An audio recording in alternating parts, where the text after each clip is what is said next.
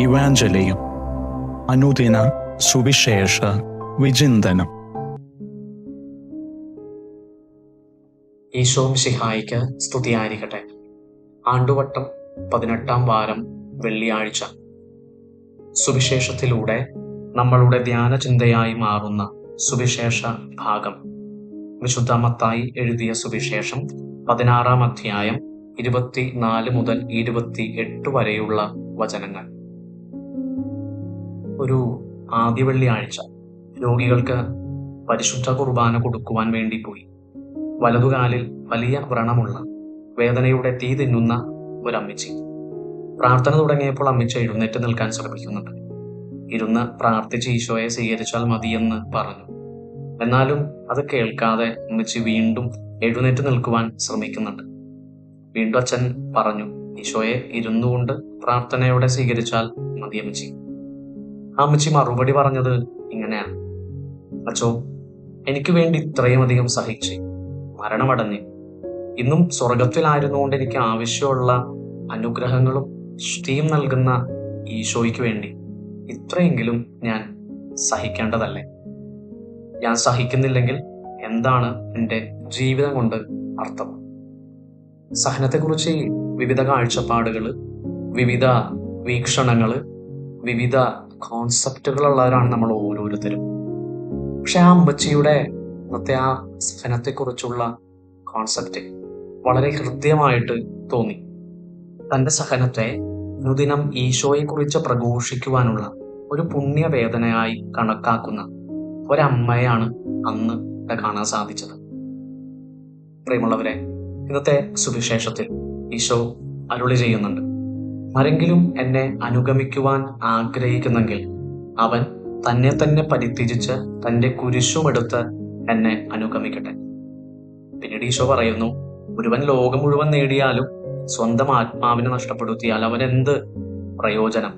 ഒരുവൻ സ്വന്തം ആത്മാവിന് പകരമായിട്ട് എന്തു കൊടുക്കും? ആത്മാവിനെ നഷ്ടപ്പെടാതിരിക്കാനും ആത്മാവിനെ സ്വർഗത്തിനു വേണ്ടി സുരക്ഷിതമായിട്ട് കാത്തു സൂക്ഷിക്കുവാനും സഹായിക്കുന്ന ഒരു ഹെവൻലി സീക്രട്ടാണ് ഇന്ന് ഈശോ സുവിശേഷത്തിലൂടെ പങ്കുവയ്ക്കുന്നത്. ജീവിതത്തിലെ കുരിശുകൾ അത് നിങ്ങൾക്ക് സ്വർഗത്തിലേക്കുള്ള വഴി കാണിച്ചു തരും. സഹനത്തെ സ്നേഹിച്ചവനാണ് ക്രിസ്തു.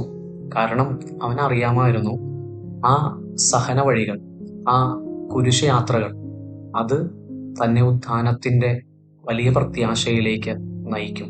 തൻ്റെ ഉത്ഥാനം ലോകം മുഴുവനും യാതന അനുഭവിക്കുന്നവർക്ക്, വേദന അനുഭവിക്കുന്നവർക്ക് വലിയൊരു പ്രത്യാശയുടെ അടയാളമായിട്ട് മാറുമെന്ന്. പ്രിയമുള്ളവരെ, ഇന്ന് ഈശോ നമ്മളെ ഓരോരുത്തരെയും നമ്മളുടെ കുരിശുവഴികളെയൊക്കെ നടന്നു തീർക്കാൻ വേണ്ടി സുവിശേഷ ഭാഗം വഴി ശക്തിപ്പെടുത്തുകയാണ്.